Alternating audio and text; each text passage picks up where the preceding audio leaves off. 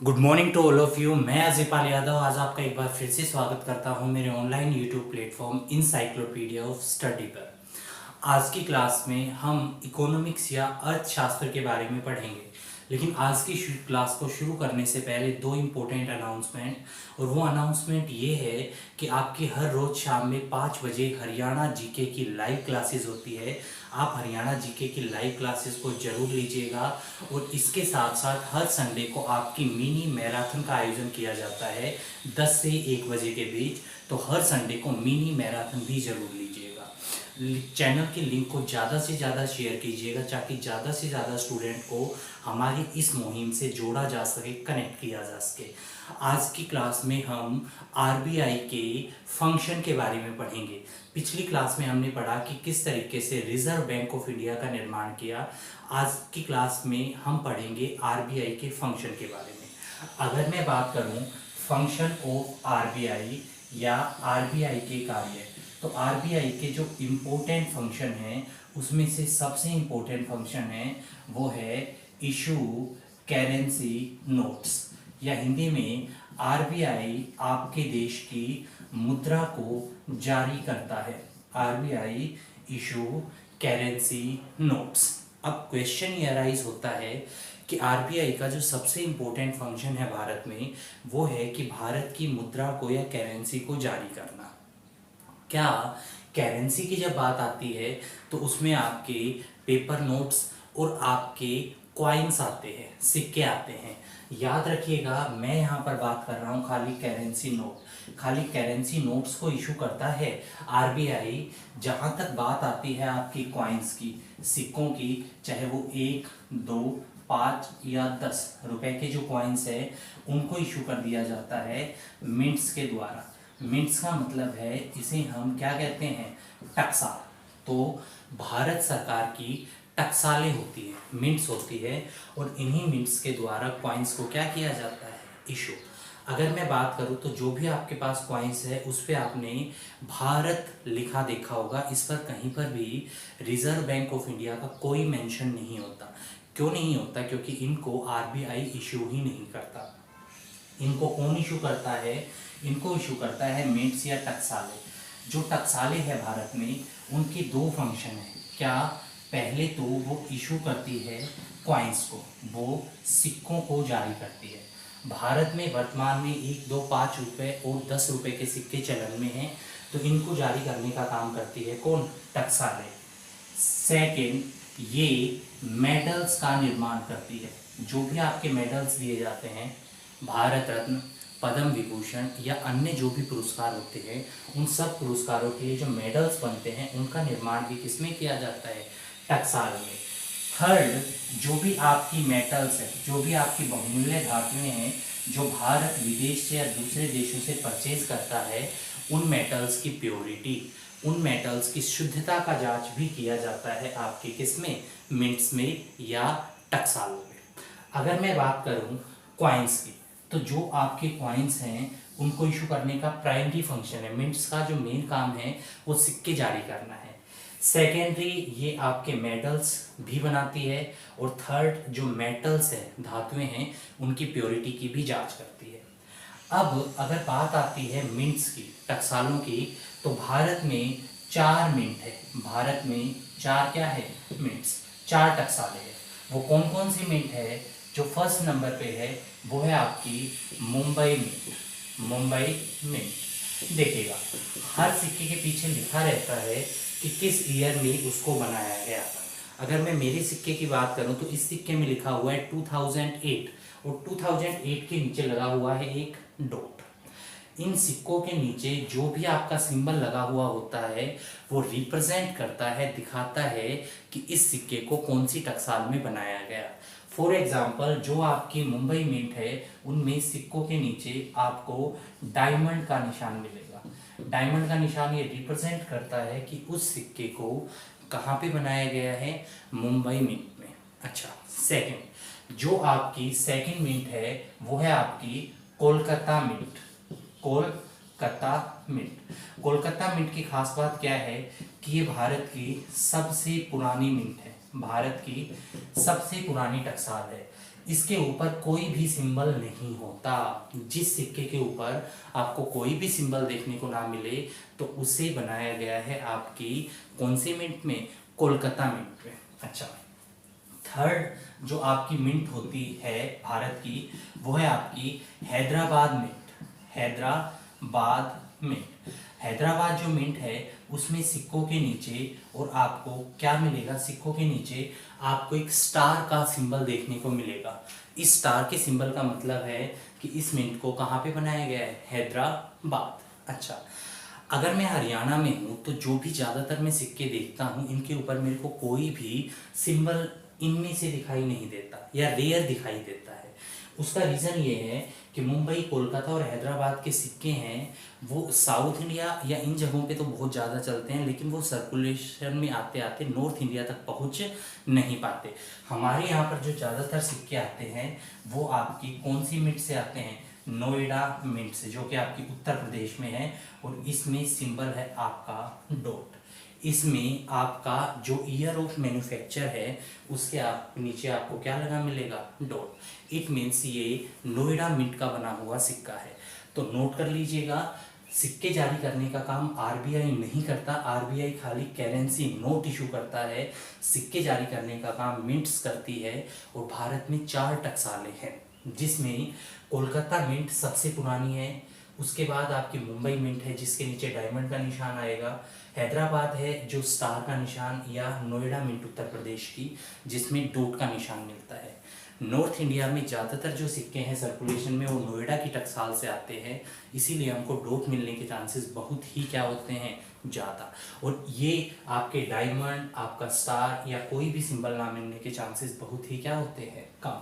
तो नोट जारी नहीं करता आरबीआई। आरबीआई नोट जारी करता है, सिक्के जारी नहीं करता। चलिए आगे चलें। तो अगर मैं बात करूं आरबीआई की, तो आरबीआई करेंसी नोट जारी करता है, जो नोट है वो जारी करता है। अब अगर आरबीआई की बात करें तो आरबीआई के पास कितनी पावर है कि वो कितने डिनोमिनेशन तक के नोट जारी कर सकता है। अगर मैं बात करूं तो आरबीआई के पास ये अधिकार है, आरबीआई एक्ट 1934 के अनुसार, कि आरबीआई 2 रुपए से लेकर 10,000 रुपए तक के नोट को इशू कर सकता है, जारी कर सकता है। बिल्कुल सही है। ये अलग बात है कि प्रेजेंट में आरबीआई खाली 2,000 रुपए तक के नोट को इशू कर रहा है, वो 10,000 तक के नोट को भी इशू कर सकता है, ये उसके पास राइट है। ठीक है। अच्छा, तो 2 रुपए की बात आ गई, फिर 1 रुपए के नोट को इशू कौन करता है। जहां तक बात आती है 1 रुपए के नोट की, तो 1 रुपए के नोट को और मिनिस्ट्री ऑफ फाइनेंस या हिंदी में जो आपका वित्त मंत्रालय, और वित्त मंत्रालय भी आपका किसके अंडर आता है, गवर्नमेंट ऑफ इंडिया। तो अगर आपके एग्जाम में ये क्वेश्चन आ जाए कि 1 रुपए के नोट को कौन जारी करता है और ऑप्शन में अगर वित्त मंत्रालय ना होके भारत सरकार हो तो उसे भी टिक कर दीजिएगा, क्योंकि मिनिस्ट्री ऑफ फाइनेंस भी गवर्नमेंट ऑफ इंडिया के अंडर ही आती है। तो बिल्कुल सही है, 1 रुपए के नोट को जारी करता है आपका वित्त मंत्रालय, भारत सरकार। 1 रुपए के नोट की अगर मैं बात करूं तो 1 रुपए के नोट के ऊपर गवर्नर के भी सिग्नेचर नहीं होते। 1 रुपए के नोट के ऊपर याद रखिएगा फाइनेंस सेक्रेटरी या हिंदी में भारत के वित्तीय सचिव के हस्ताक्षर होते हैं। It is having the signature of finance secretary, याद रखिएगा। तो इसके ऊपर फाइनेंस सेक्रेटरी के सिग्नेचर होते हैं, ना कि गवर्नर ऑफ आरबीआई के। फर्स्ट, ठीक है। दूसरा, अगर मैं बात करूं कि इस समय भारत के प्रेजेंट फाइनेंस सेक्रेटरी कौन है, तो ये आप लोगों के लिए क्वेश्चन है। जब भी आप इस वीडियो को देखो तो कमेंट करके बताइएगा कि भारत के वर्तमान के वित्तीय सचिव कौन है, फाइनेंस सेक्रेटरी कौन है। तो 1 रुपए के नोट को आरबीआई इशू नहीं करता, आरबीआई करता है 2 रुपए से कितने रुपए तक के नोट को, 10,000 रुपए तक के नोट को। नोट कर लीजिएगा प्लीज, फिर आगे चलते हैं। चलिएगा, तो आरबीआई की अगर हम बात करें तो आरबीआई जिन नोट्स को इशू करता है, अगर मैं बात करूं तो वो नोट हैं आपके प्रेजेंट में 2 का है, 5 का है, 10 का है, 20 का है, 50 का है, 100 का है, 200 का है और 500 और 2000 का है। अच्छा, एक क्वेश्चन एराइज होता है कि आरबीआई जिन भी नोट को इशू करता है ये नोट किस पेपर के बने हुए होते हैं। ठीक है, अगर मैं बात करूं इन नोट्स की तो ये कोई सामान्य पेपर तो नहीं होता जैसा आप नोटबुक और उसका देखते हो, ये बहुत ही खास पेपर होता है, वो इसको छूने पे ही पता लग जाता है। अगर मेरे पास ये 10 रुपए का महात्मा गांधी सीरीज का नोट है। दूसरा, अगर क्वेश्चन आपसे ये भी आ जाए कि सरकार द्वारा 2 से 10,000 रुपए तक के जो नोट इशू कर रहे हैं वो सारे के सारे नोट कौन सी सीरीज के हैं, तो याद रखिएगा ये सारे के सारे नोट कौन सी सीरीज के हैं, महात्मा गांधी सीरीज। हर किसी पे महात्मा गांधी की फोटो मिलेगी आपको। हालांकि ये भी डिमांड चल रही है कि भगत सिंह, बी.आर. अम्बेडकर और बाकी सीरीज़ के नोट्स भी आए, जैसे 500 पे इनकी फ़ोटो हो या इस सीरीज़ के नोट्स हो, लेकिन उसके ऊपर अभी गवर्नमेंट ने अपना कोई डिसीज़न नहीं लिया है। तो अगर मैं बात करूँ महात्मा गांधी सीरीज़ के ये नोट, मेरे पास एक 10 रुपये का नोट है। ये नोट या ये जो पेपर है देखिएगा, इसकी ये स्पेशलिटी है। ठीक है, अगर मैं बात करूँ तो इसकी ये स्पेशलिटी है कि ये नोट फटेगा नहीं। आप प्लीज़ घर पर इसे ट्राई ना करें, है ना। इसे बहुत ही एफर्ट्स के बाद ट्राई किया गया है 8 साल से, और रेगुलर प्रैक्टिस करने के बाद मैं इस मुकाम पे पहुंचा हूं। तो आप प्लीज़ ट्राई ना करें, अदरवाइज आपके नोट को फटवा लोगे आप।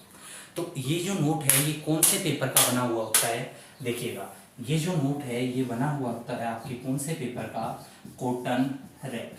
याद रखिएगा नोट कौन से पेपर पर छपता है, कॉटन रैप। अच्छा, अब ये भी कॉटन रैग है और एक मैं आज और रुपये लेके आया हूँ 100 का, ये भी कॉटन रैग है। क्या आपको इन दोनों कॉटन रैग्स में डिफरेंट नहीं लगता, डिफरेंस लगता है। जब ये नोट आए तो लोगों ने कहा था कि ऐसे नोट आ गए कि जिनके ऊपर आपके जैसे चूरन के नोट आते थे पहले, वैसे नोट आने लग गए। तो ये भी कॉटन रैग है और ये भी कॉटन रैग है। डिफरेंस क्या है कि ये जो पहले का कॉटन रैग है इसको हम नीदरलैंड से मंगाते थे, एक्सपोर्ट करते थे वहां से, ठीक, इंपोर्ट करते थे सॉरी। ये कॉटन रैग है, ये मेक इन इंडिया है, भारत में बनाया गया। कोई इशू नहीं है, अभी थोड़ा कॉटन रैग हमारा इतना अच्छा नहीं है, आने वाले समय में धीरे धीरे हम क्वालिटी को इम्प्रूव कर लेंगे। कम से कम हम नीदरलैंड के ऊपर तो इस कॉटन रैग के लिए डिपेंड नहीं है। तो याद रखिएगा ये कॉटन रैग पे छपते हैं, जिसे पहले नीदरलैंड से बनाया जाता था, और अब जो नए नोट हैं उनमें मेक इन इंडिया, ये भारत में बना हुआ क्या आ रहा है आपका, कॉटन रैग। तो एक ये चीज़ जरूर याद रखिएगा। दूसरा, हर नोट की अगर मैं बात करूं, हर नोट की बात करूं तो हर कॉटन रैग की स्पेशलिटी है। जैसे ये जो नया कॉटन रैग आया है इसके साथ अगर मैं ये एक्सपेरिमेंट करूं तो ये फट जाएगा कन्फर्म है। लेकिन अगर इस कॉटन रैग के ऊपर और आपका क्या लग जाए, कोई रंग, कोई इंक, कोई कलर लग जाए, तो आप इसे चाय की तरह पानी में उबाल दीजिएगा, निकाल के सुखा दीजिएगा, सूख के वैसा ही हो जाएगा। जबकि अगर इस कॉटन रैग को आप पानी में उबालोगे तो उसमें पूरी तरीके से मिक्स हो जाएगा, फट जाएगा। तो ये अलग अलग पेपर की अलग अलग स्पेशलिटी है। ये एक्सपेरिमेंट आप बिना किसी एडवाइस के अपने घर पे कर सकते हो, आपका नोट फटेगा नहीं। लेकिन याद रखिएगा वो नया बैंक सीरीज या नए ही नोट हो उन्हीं को आप पानी में उबालिएगा, ठीक है। अच्छा, थर्ड नंबर पे हर नोट के पीछे और मोटिव होता है, मोटिव की अगर मैं बात करूं तो जैसे ये नोट है, इसके पीछे लिखा हुआ है रानी की बाव, एक पिक्चर सी बनी हुई है। तो आजकल एसएससी के एग्जाम्स में और बैंक में तो खासकर आता ही है, क्वेश्चन आ जाता है मोटिव ऑन बैंक नोट्स। तो जो बैंक नोट है उनके पीछे क्या क्या मोटिव होते हैं। बात 1 रुपए के नोट से कर लेते हैं। जो 1 रुपए का नोट है उसके पीछे क्या मोटिव है, उसके पीछे है सागर सम्राट। सागर सम्राट ये क्या है, ये एक वेदन जहाज है, वेदन जहाज है। कहाँ है, Bombay of high, Bombay high आपका कहाँ है, अरब सागर जो है वहाँ से गवर्नमेंट ऑफ इंडिया पेट्रोल को डिग आउट करती है, पेट्रोल को निकालती है।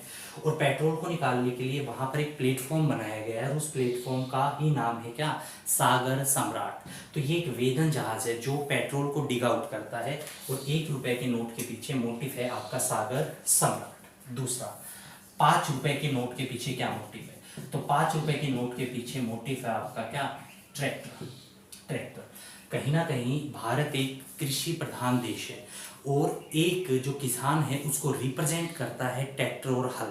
यही कारण है कि 5 रुपए के नोट के पीछे और आपका किसका निशान है, ट्रैक्टर का। अच्छा, अब बात करते हैं पुराने 10 रुपए के नोट के पीछे।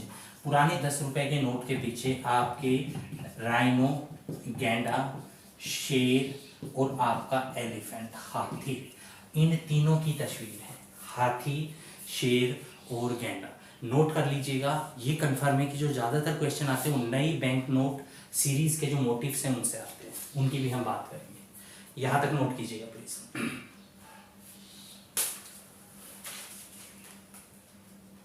ठीक है, आगे चलते हैं। अब जो नए नोट आए हैं उनके पीछे मोटिव क्या है देखिएगा। सबसे पहले बात करते हैं 10 रुपए के नोट की। 10 रुपए के नोट के पीछे मोटिव क्या है? इस नोट के पीछे मोटिव आपका कोणार्क टेम्पल, कोणार्क का सूर्य मंदिर। कोणार्क कहाँ है? कोणार्क का सूर्य मंदिर आपका क्या? उड़ीसा। इसे यूनेस्को वर्ल्ड हेरिटेज लिस्ट में क्या किया हुआ है? शामिल। हम बात करेंगे हिस्ट्री में इसकी। 10 रुपए के नोट के पीछे वो मोटिव है। 20 रुपए के नोट के पीछे मोटिव क्या है? एलोरा केव्स, एलोरा की गुफाएं, जो कि आपकी कहाँ है? महाराष्ट्र में, महाराष्ट्र। ठीक है। 50 रुपए के नोट के पीछे मोटिव क्या है? 50 रुपए के नोट के पीछे मोटिव आपकी हम्पी। याद रखिएगा, हम्पी कहाँ है? कर्नाटक में। ऐसा माना जाता है कि प्राचीन विजयनगर साम्राज्य की क्या है? राजधानी। 100 रुपए के नोट के पीछे मोटिव क्या है? 100 रुपए के नोट के पीछे मोटिव है रानी की वाव। रानी की वाव, रानी की वाव कहाँ है आपकी? गुजरात। एक्चुअली होता क्या था कि जो आपकी पहले समय में और राजस्थान गुजरात में पानी की मात्रा काफ़ी कम होती थी, इसीलिए राजा बड़ी बड़ी बावड़ियाँ बना देते थे जिसमें पानी कलेक्ट करते थे। और ऐसी ही बावड़ी है गुजरात में, उसे ही कहा गया है रानी की बाव। 200 रुपए के नोट के पीछे मोटिव क्या है? 200 रुपए के नोट के पीछे मोटिव है सांची स्तूप। सांची स्तूप जो कि आपका कहाँ पे है? मध्य प्रदेश में। ठीक है, राजा अशोक द्वारा बनवाया गया था। 500 रुपए के नोट पर मोटिव क्या है? उसके ऊपर मोटिव आपका रेड फोर्ट, लाल किला। और 2000 रुपए के नोट के पीछे मोटिव क्या है? उसके पीछे मोटिव है मंगलयान, मंगलयान। भारत ने 2013 में मार्स ऑर्बिटर मिशन मंगलयान पर अपने पहले मिशन को भेजा था और वो सफल भी रहा था, तो उससे मोटिव के रूप में जगह दी गई है 2000 रुपए के नोट के पीछे।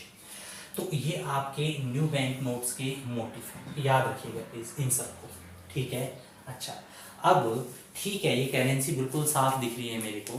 पहले क्या होता था कि लोग इस करेंसी पर कुछ कुछ लिख देते थे, लेकिन अगर हम बात करें कि ये करेंसी ऐसे हो जाए जैसे हमारे कपड़े अगर गंदे हो जाते हैं तो उन कपड़ों को हम वॉशिंग मशीन में धो लेते हैं, इसी तरीके से अगर हमारे नोट गंदे हो जाएं तो क्या हम उन नोट को भी वॉशिंग मशीन में धो सकते हैं? बिल्कुल। एक बीच में तो चलन भी हुआ था कि नोट पे और लोग वायरल करने लग गए थे लिख के, वो वायरल हुआ भी था कि सोनम गुप्ता बेवफा है। अगर ऐसे ही नोटों के ऊपर करेंसी को हम खराब करने लग गए तो आरबीआई के ऊपर रिस्पॉन्सिबिलिटी बढ़ती है। हम बात करेंगे अगली क्लास में, लेकिन थोड़ी सी बात यहाँ पे आपको मैं बता देता हूँ। प्लास्टिक करेंसी, भारत में प्लास्टिक करेंसी की शुरुआत कर दी गई है। और प्लास्टिक करेंसी की अगर मैं बात करूं तो बेसिकली ये वो नोट है जो एक पेपर के ऊपर छपे हुए हैं, एक प्लास्टिक के पेपर के ऊपर छपे हुए हैं। ऐसी काफ़ी देशों की प्लास्टिक करेंसीज हैं।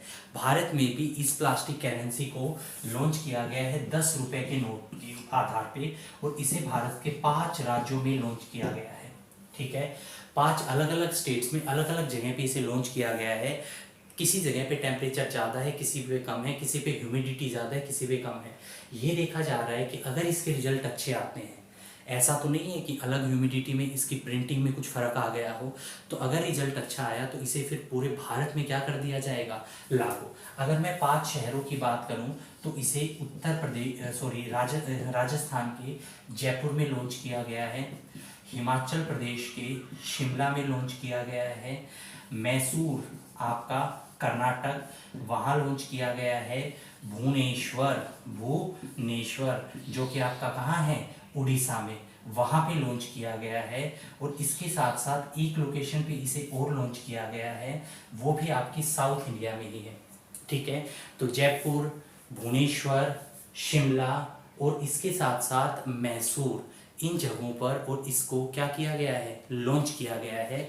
सरकार ये देखना चाह रही है कि जयपुर जैसे बहुत गर्म है, वहीं शिमला बहुत ठंडा है। भुवनेश्वर की अगर मैं बात करूं तो वो आपका बिल्कुल ही समुद्र तट के पास है, जिसकी वजह से वहाँ पे मॉइस्चर काफ़ी क्या रहता है, ज़्यादा। तो ऐसा तो नहीं है कि अलग अलग मॉइस्चर होने से इसकी प्रिंटिंग में कुछ फ़र्क आ जाए। अगर आने वाले समय में इसकी प्रिंटिंग पर कोई फ़र्क नहीं आता है तो आने वाले समय में इसे पूरे भारत में लॉन्च कर दिया जाएगा। आई होप कि आपको आज की हमारी क्लास अच्छी लगी होगी। अगर आपको क्लास ये अच्छी लगी है तो इस लिंक को ज़्यादा से ज़्यादा शेयर कीजिएगा और हमारे चैनल को सब्सक्राइब कीजिएगा। आज की हमारे इस कॉन्सेप्ट को यहीं पे वाइंड अप करते हैं। Thank you. जय हिंद, जय भारत।